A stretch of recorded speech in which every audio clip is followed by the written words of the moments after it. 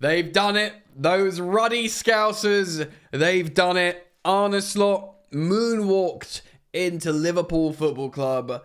An Arne Slot that was not first choice to become Liverpool manager after Jurgen Klopp. Possibly not even second choice. Of course, Xabi Alonso was first choice.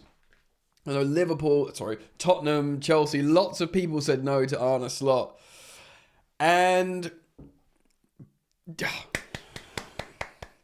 he's won the Premier League with games to spare at home at Anfield against the very accommodating Tottenham, who bent over, turned around and smiled and said, "Come on in!" And Liverpool obliged. We'll maybe talk a little bit about the game, but we got to talk about Liverpool generally. And look, I'm just going to say this because I have said it on the channel before. Liverpool are one of the oldest and best teams, as in like squads in the Premier League. And if there was one team that was really good, that already benefited from a slight revitalization in terms of squad building from Klopp, they just needed a new voice for the superstars who've done it all before. Your Alissons, your Van Dijks, your Salahs. Do you know what I mean? From World Cup winners McAllister, and he brought in Diaz, Klopp. If there was one team that just needed a new voice to become like really good again, it was Liverpool. And maybe this is the last one. I'm getting it in early. And maybe not the most vintage Premier League season in terms of opposition. Man United, Chelsea, Man City being well off it, even Arsenal, their worst season in the last few years of coming second. Disclaimer's done! I'm not asterixing this Liverpool title because they've been nothing short of magnificent. I just want to add a little bit of balance. If this was a vintage Man City, or if Arsenal were better like they had been recently, even if Chelsea and Man United have been better. But the truth is, they've been amazing. And Arne Slot does deserve a great deal of credit. The mood around Liverpool was getting negative because obviously they thought they were going to win the quadruple, and they got kicked out of the Champions League. They had a really embarrassing exit in the FA Cup, and they lost the League Cup final, which obviously it sucks losing a final. So there was all this sort of like negative mood, but they've won the Premier League. They've won the Premier League. They've gone. They're now level with Manchester United for domestic titles. And it's huge. It's huge because, the time is now. And now they are good. They've won a Premier League before, but of course it was in the pandemic. And they didn't get, not only were there no fans in the crowd, they couldn't do a parade. They essentially won the league without being able to celebrate it with their fans. But boy howdy, are they going to celebrate this one with their fans. Of course, Anfield was full. It was fans outside all around Anfield, the stadium as well. And they ruddy did it, man. They ruddy did it. Again, look at the state of this Tottenham team. Vicario and... This is so for score for reference. Vicario and goal. Jed Spence, awful. Udogie scoring an own goal. Slanky actually opened the scoring of this 5-1 loss. But to genuinely, this game was so unabout Tottenham in every single way.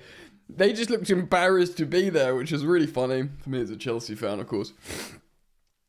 And sorry, I'm just got this really freaking bad hay fever. My face is all gunked up. But yeah, I mean, amazing. Look at this team, bro. Van Dijk, Konate, Alexander-Arnold, who we think's off, but I don't know if nothing's been announced yet. For me, the best goalkeeper in the league. The second best centre-back partnership in the league after Arsenal, if both Saliba and Gabriel are fit. I think Robertson's had an off season, but they've got a great midfield. McAllister won man of the match, or player of the match on Sky Sports coverage. Szoboszlai getting 2 assists. Diaz scoring. Gakpo. Look at that. The front 4. The front 5. Heck, the front 6. All getting a goal involvement.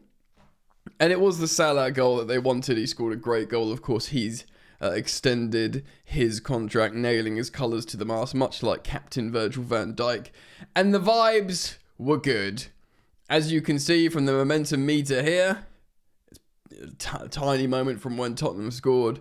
But really, it was all vibes. It was all vibes. Let's just look at stats before we speak about those. Let's look at the table. Tottenham, bro. I tell you what, Tottenham are lucky these relegated teams are so bad. Because, boy.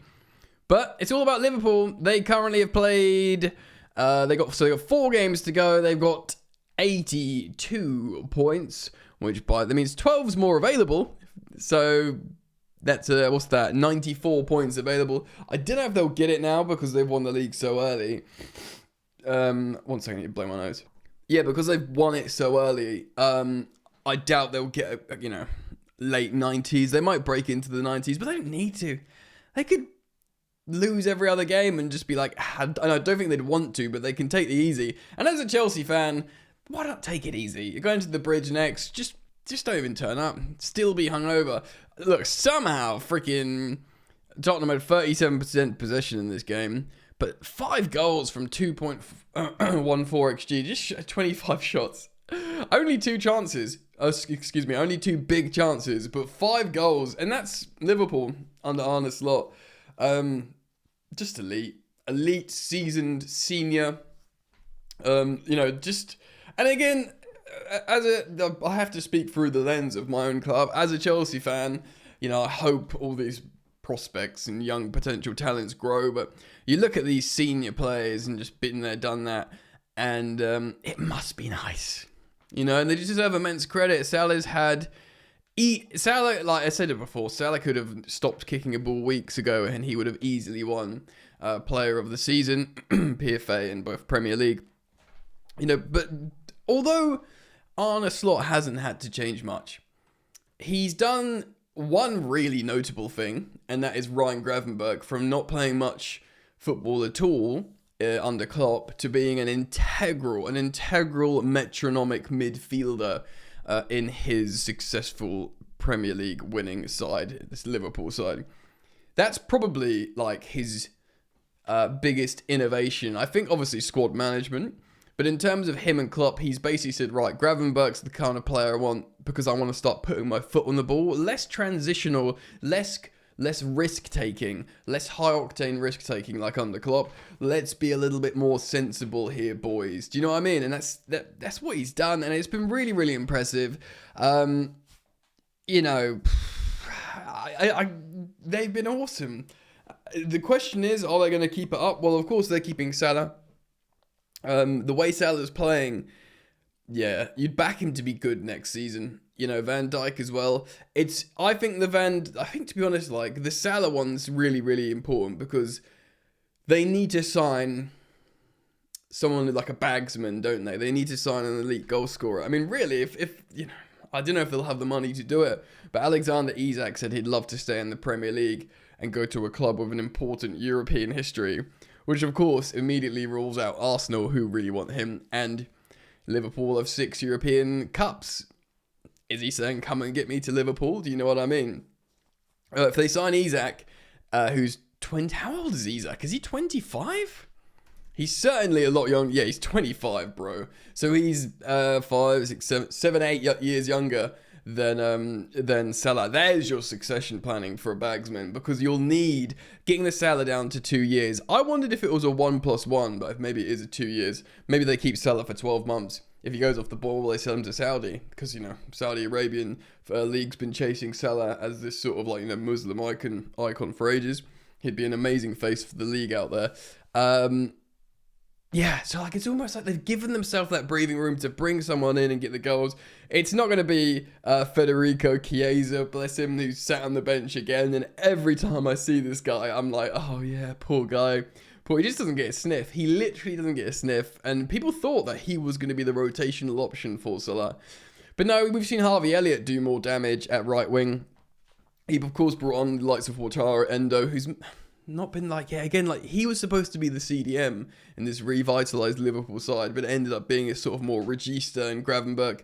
But Harvey Elliott and Curtis Jones on, the 2 Scouser lads, that's nice for them. Darwin Nunez, of course, there was recent controversy with him, doing a social media post about not starting and then deleting it, causing a bit of unnecessary drama before Liverpool win the league. And speaking of Saudi Arabia, like Nunez is definitely off to Saudi. They want him. He's already joked about wanting the money. So he will go. He cost a lot of money. They'll make a bit back on him. Certainly not the money they spent on him. And they'll need to replace the goals, but they'll go again. I mean, they only signed Chiesa in the summer. They've won the Premier League. They probably would have liked to go into the Champions League a little bit more because that would have given them more money. But I'm sure financially, it's just their wage bill, isn't it? Because they're giving so much money to Van Dijk and Silla. But I'll tell you what. They bring in like a super goal scorer, more depth in the midfield, and maybe start thinking about a Van Dijk succession plan. To be honest, they probably need a left back as well. I don't know how much they trust Tsimikas, but I think Connor Bradley is going to come in to be the right back should Trent go, which it looks like he is to Madrid. Like, people are assuming he might change his mind, but either way, round of applause. You know, obviously hate it as a Chelsea fan, but gosh darn it, do I respect good football, and they absolutely deserve it. Man United fans will be hating it, of course, because of now they are level with them on league titles. But yeah, man, let me know your thoughts. Everyone is welcome here, so should you be interested in subscribing, I very much welcome you to. And thank you for liking the video and dropping your comments down in the comment section below. Alright, mate. Hope to see you back here soon. Peace.